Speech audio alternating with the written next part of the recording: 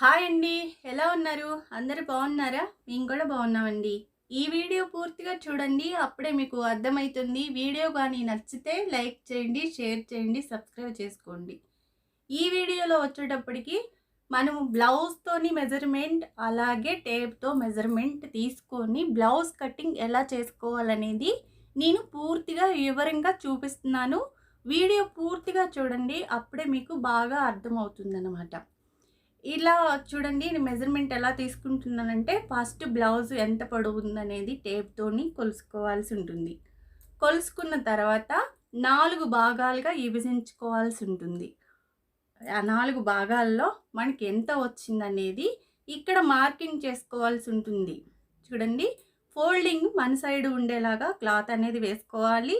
వేసుకున్న తర్వాత మనకి మెజర్మెంట్లో 4వ భాగం ఎంత వచ్చిందనేది ఇక్కడ మార్కింగ్ చేసుకోవాల్సి ఉంటుంది. మనకైతే ఇప్పుడు బ్లౌజ్ కొలత పూర్తిగా వచ్చేసేటప్పటికి 31.5 ఇంచు ఉంది. 31.5 ఇంచులో మనము ఇప్పుడు 4వ భాగం 8 ఇంచులు, పావు తక్కువ 8 ఇంచులు అనేది ఇక్కడ మనం మార్క్ చేసుకున్నాము. 8 ఇంచుల దగ్గర ఒక మార్కింగ్ అనేది చేసుకున్నాం. బ్యాక్ వైపు టక్స్ ఉంది కదా, టక్స్ 1/2 ఇంచు ఉంది. 1/2 ఇంచు కూడా మనం మార్కింగ్ అనేది చేసుకున్నాము. ఇలా మార్కింగ్ చేసుకున్న తర్వాత మనం ఖర్చు ఎంత ఉందనేది చూసుకోవాల్సి ఉంటుంది. ఖర్చు 2 ఇంచులు ఉంది. చూడండి, ఖర్చు అనేది 2 ఇంచులు ఉంది కదా, 2 ఇంచులు కూడా ఇక్కడ అనేది మార్కింగ్ చేసుకోవాల్సి ఉంటుంది. అప్పుడు పూర్తిగా ఎంత వచ్చిందండి? 11.5 ఇంచులు వచ్చిందనమాట. బ్లౌజ్ అంటే మన రౌండ్, అంటే మన లూజ్ ఉంటుంది కదండి, నడుము లూజ్ అనేది మనకి 11.5 ఇంచులు వచ్చిందనమాట. దాన్ని మనం 11.5 ఇంచులు ఇక్కడ మార్కింగ్ చేసుకున్న తర్వాత మనం బ్లౌజ్ పొడవు చూసుకుంటున్నాము. ఇప్పుడు బ్లౌజ్ పొడవు వచ్చేసి 13.5 ఉంది. పైన ఖర్చులో 1/2 ఇంచు, అలాగే నడుము దగ్గర ఖర్చులో 1/2 ఇంచు కలుపుకుంటే మనకి 14 వస్తుంది. ఇప్పుడు అందరు లెంత్ పెంచుకుంటున్నారు కదండి, బ్లౌజ్ పొడవు అనేది పెంచుకుంటున్నారు కాబట్టి నేను 14.5 ఇంచులు పొడవు తీసుకుంటున్నాను. 14.5 ఇంచుల దగ్గర మనం మార్కింగ్ చేసుకున్న తర్వాత షోల్డర్ చూసుకోవాలండి. ఇది 2 ఇంచులు ఉంది. అంటే మన నెక్లోకి 2.5 ఇంచు కటింగ్లోకి పెట్టామన్నమాట. అందువల్ల మనం 5 ఇంచులు మాత్రం షోల్డర్ తీసుకోవాల్సి ఉంటుంది. 2.5 ఇంచు షోల్డర్, కటింగ్లోకి 2.5 ఇంచులు తీసుకుంటున్నాం. ఇప్పుడు డ్రీప్ ఎక్కువ అవుతుంది అనుకునే వాళ్ళు ఏం చేయాలంటే 2 ఇంచులు మాత్రమే షోల్డర్ కటింగ్లోకి తీసుకోవాల్సి ఉంటుంది. షోల్డర్కి అప్పుడు 3 ఇంచులు ఉంటుందన్నమాట. ఆ విధంగా కూడా మనకి బ్లౌజ్ అనేది బాగా సెట్ అవుతుంది.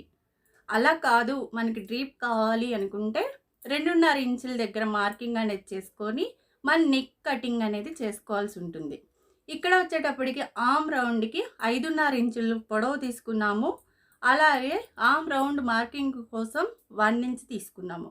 తీసుకొని ఈ విధంగా మార్కింగ్ అనేది చేసుకున్నాము. ఇప్పుడు నెక్ పొడవు వచ్చేటప్పటికి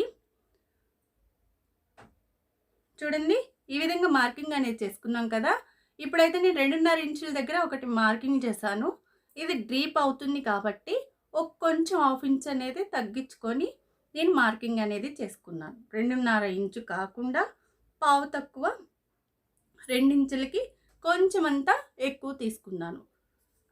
ఇలా కింద వైపు వచ్చేటప్పటికి ఈపు పొడవు వచ్చి 5 ఇంచుల దగ్గర మార్కింగ్ అనేది చేసుకోవాలి.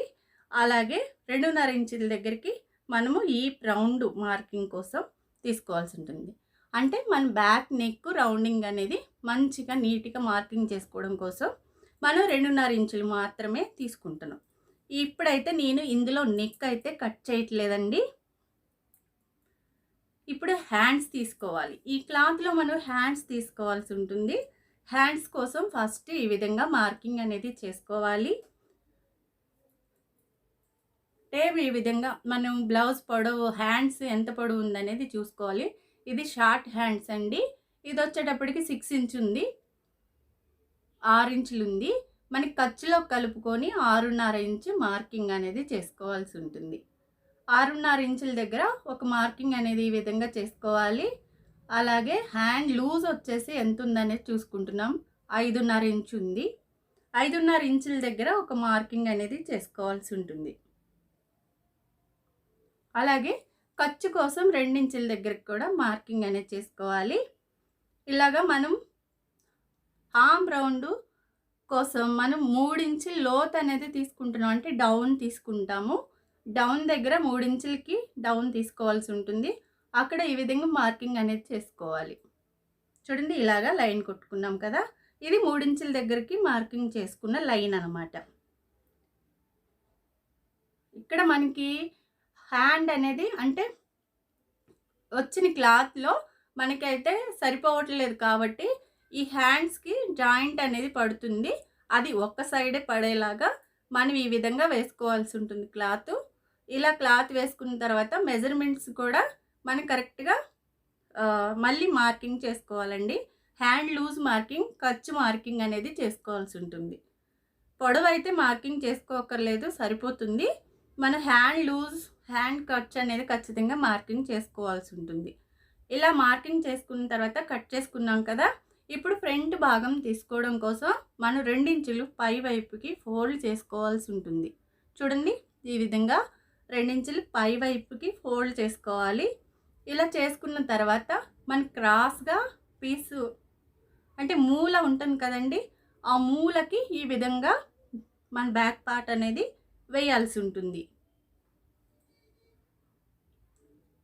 చూడండి, ఇక్కడ మనకి జాయింట్ వస్తుందండి, ఎందుకంటే క్లాత్ అనేది ఇది 80 సెంటీమీటర్లు ఉన్నట్టుంది. క్లాత్ 80 సెంటీమీటర్లకు కూడా తక్కువ ఉంది అనమాట. క్లాత్, లైనింగ్ క్లాత్ తక్కువ ఉంది కాబట్టి మనకి ఇందులో జాయింట్లు అయితే ఖచ్చితంగా ఫ్రంట్ భాగానికి కూడా వేయాల్సి వస్తుంది అనమాట.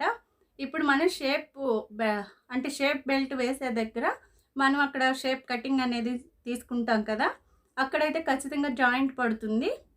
అలాగే ఆర్మ్ రౌండ్ దగ్గర కూడా జాయింట్ అనేది వస్తుందన్నమాట.